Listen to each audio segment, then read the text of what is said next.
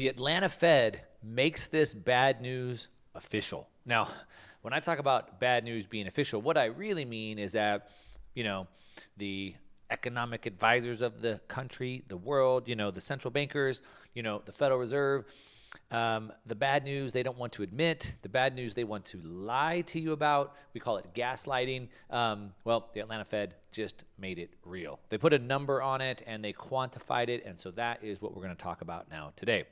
All right, so let's see. The central bankers, the Federal Reserve, wants us to believe that they can control the world. They can control the entire economy. The economy made up of 330 million plus people in the United States, of individual people with all a bunch of changing wants, needs, and desires. Our tastes change, our styles change, our desires change, and somehow the Federal Reserve can control all of that, and not just the United States, the world, 8 billion people in the world, all the money in the world, all the governments in the world, and they can do that all with one tool, and that's interest rates.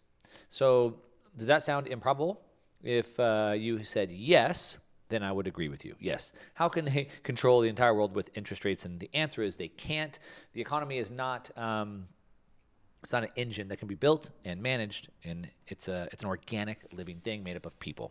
All right, so the Fed wants to tell us they can control things. They have things under control. They can't get inflation, so they're going to continue to print more. And now they have too much inflation, so they're going to cut back, and they're going to do all they can to manage it. But of course, they can't. And they're proving that over and over again. Let me just, on a quick example. So 2018, 2019, 2020, the Fed couldn't get the 2% inflation that they want. No matter how hard they tried, they couldn't get 2%. They went on to say that they were going to let it run hot, meaning they can't get to 2%, so they're just going to overshoot the target as high as they can, and we'll just see what happens. And so they overshot 2%. As a matter of fact, we're almost to 9%.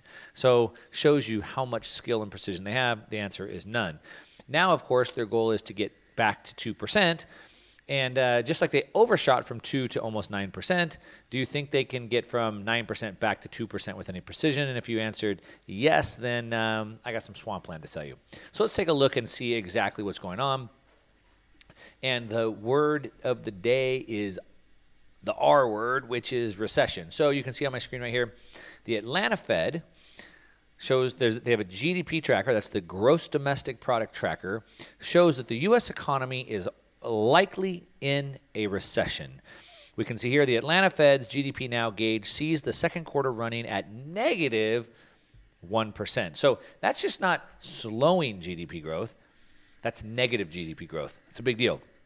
It says couple that's in addition to the first quarter's decline of negative 1.6.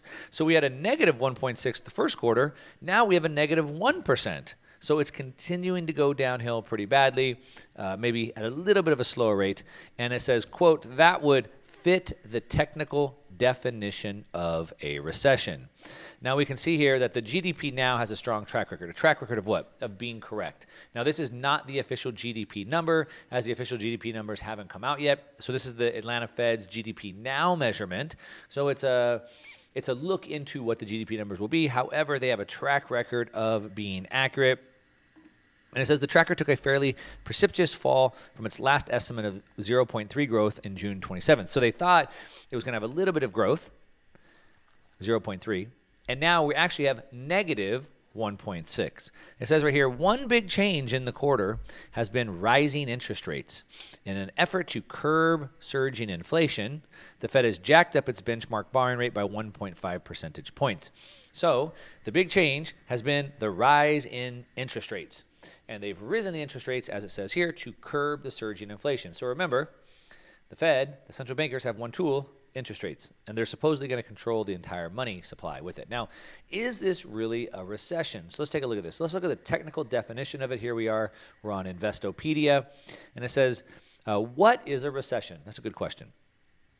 It says that it's a significant decline in general economic activity, typically recognized as 2 consecutive quarters of economic decline as reflected by GDP. So quarter 1 of 2022 was minus, minus 1.6. Quarter 2 of 2022 is -1. That is recognized as 2 consecutive quarters of economic decline. We are officially there. Now, do they want to admit this? Let's take a look at this. We can see here Cardi B, you might know who she is, famous rapper, artist, singer, something like that. And she says, when y'all think they're going to announce that we're going into recession? It got shared. It got a lot of comments. And Janet Yellen, head of the Treasury, actually replied and said, don't look to me to announce it, Yellen said. So they're not going to tell you. As a matter of fact, she says, I'm not going to announce it. I don't think we're going to have a recession. I don't think we're going to have one. Consumer spending is very strong. We have a very strong economy. And she goes on to say, I know people are upset, and rightfully so, about inflation. I know you're mad that you can't afford to fill up your gas tank in your grocery basket, and, rightfully so. But let's look at this. So I'm not going to announce it. I don't think we're going to have a recession. Consumer spending is very strong. Well, first of all, per the Atlanta Fed, we're in a recession. Per Investopedia's definition, we're in a recession. So for her to say, I don't think we're going to have one, that's a lie. And then what about the next part? It says consumer spending is very strong. Is that a lie too? Well, let's take a look at this. Here we have Yahoo Finance tells us the Dow Jones falls after the newest consumer spending report shows that the economy is slowing. So Janet Yellen over here says that consumer spending is very strong, but here the report says that no, consumer spending's fallen off a cliff. As a matter of fact, the stock market took another hit. The Bureau of Economic Analysis released its latest report, which showed consumer spending is slowing. It's not strong. It's not strong. It's not growing. It's slowing. It's not a good thing. As a matter of fact, it's a very bad thing, which is why the stock market took another hit. As it says here, you can see JP Morgan's Michelle warns on recession as a brutal first half draws to an end. The first half of what? First half of the year. 2 quarters in. We're at halftime in the year. The 4-decade veteran says 2022 is the most challenging of his career. Big first half loss in stock and bonds as growth fear rise. So we've seen, so typically your financial advisor, if your financial advisor is doing this, you should fire them. If your typically financial advisor would have you in something that was known as a 60-40 bond split portfolio, so 60% equities, 40% bonds, and that's to hedge.